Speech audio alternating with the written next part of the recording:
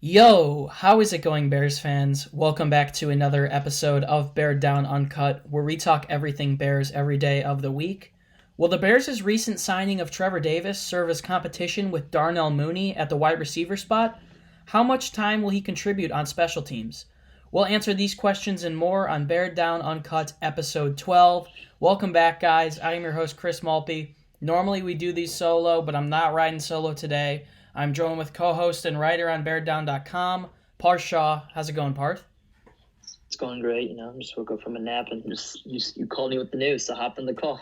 Absolutely. Not essentially the biggest news, but important news.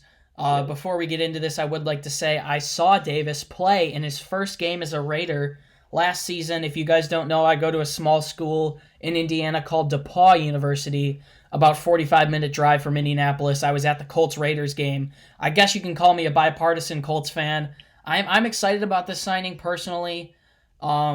He did great in that game against the Colts, and he's got some really good raw talent.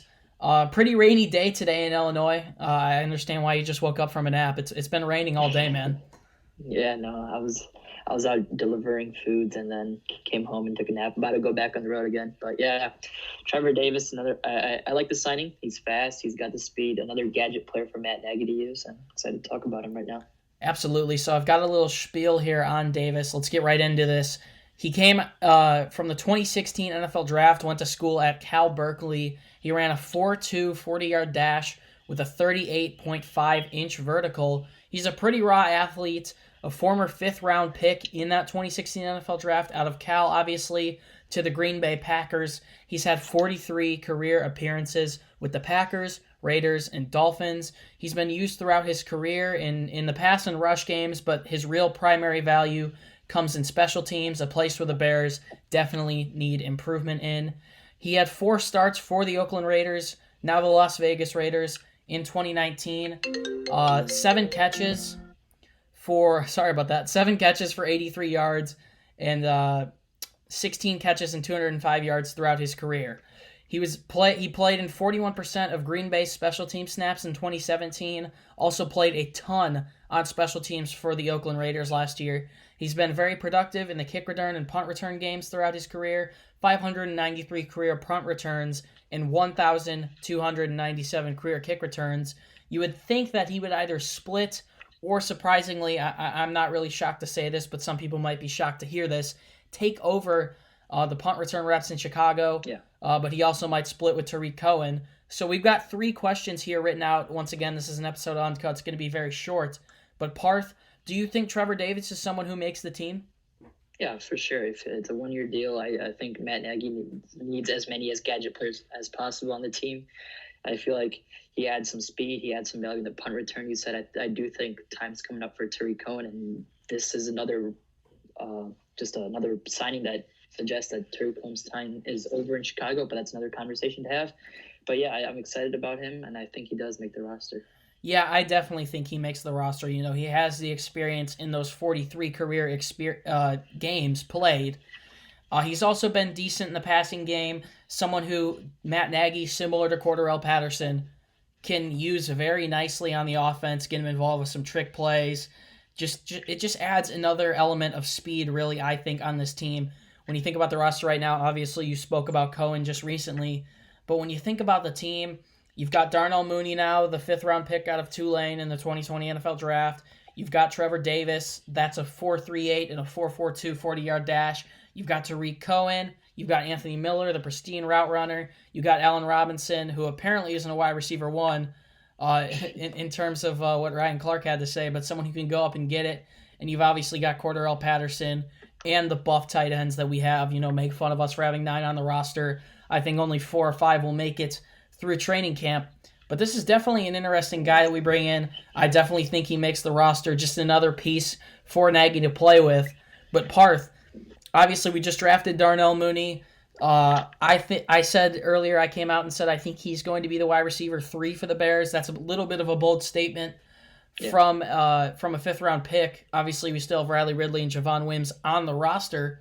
But do you think that he provides good competition for Mooney. You know, he has similar measurements, similar to results to him in the combine. Also, definitely has some career experience, which should help him. So, do you think he provides some competition for the young wide receiver out of Tulane? I feel like it's gonna be more just helping him out, just making him a better player. I wouldn't say it's much competition. I feel like Matt Nagy's gonna use both of them on the field at the same time. There's gonna be plays where we got him and Cohen and Cordero Patterson. Like the speed on this offense can be insane to take the top off of any defense. It's gonna be interesting to see how Nagy can use both of them at once because they're both basically the same wide receiver. But I don't think it's gonna serve as competition because Mooney is someone who's definitely gonna have a great career in Chicago. I mean, you love the pick. I love the pick. Everyone loves the pick. So I don't know how they're going to use him as competition, though. Yeah, as far as fifth-round picks go for the Bears, the last wide receiver that the Bears picked from the fifth round with under a 4.4 40-yard dash is Johnny Knox, and I think that's someone that we would really like to see some stat replication out of from Darnell Mooney. Yeah. He's someone who's more purely a wide receiver. He was also used in the special teams department at Tulane. That could get interesting as well. I'm going to say he's not competition.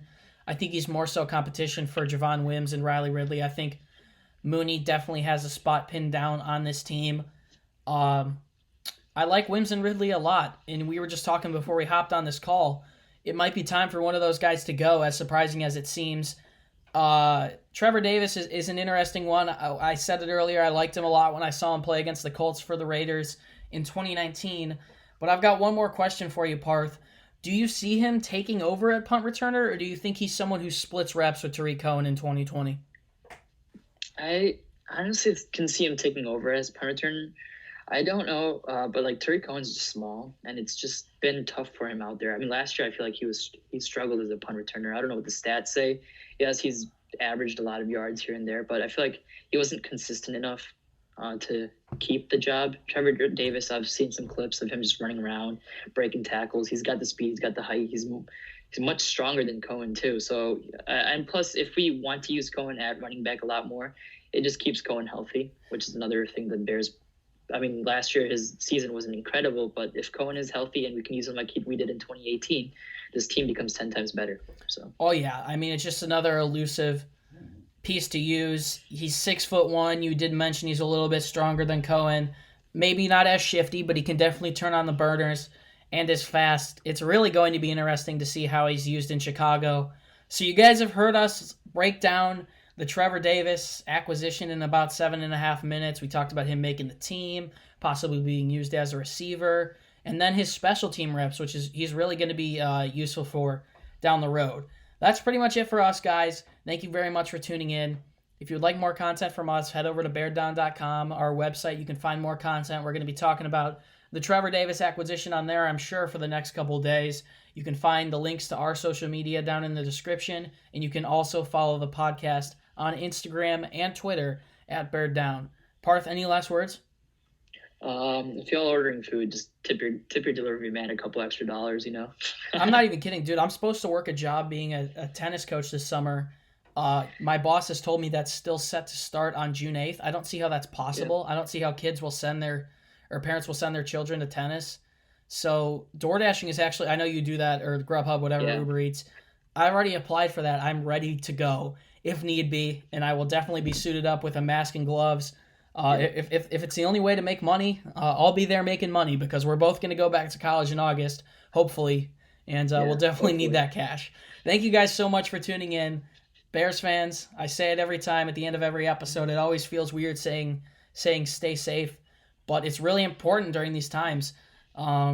Just got to continue to fight the curve, and hopefully we'll be back out there. Hopefully the Bears will be out there. Hopefully for a public training camp this summer. That's what I'm really hoping for. But more importantly, they'll have us back in our seats at Soldier Field in August, and that's going to be a lot of fun. So once again, thank you guys for tuning in. Stay safe. Wash those hands. 6 feet between people. And as always, Chicago, bear down. Peace.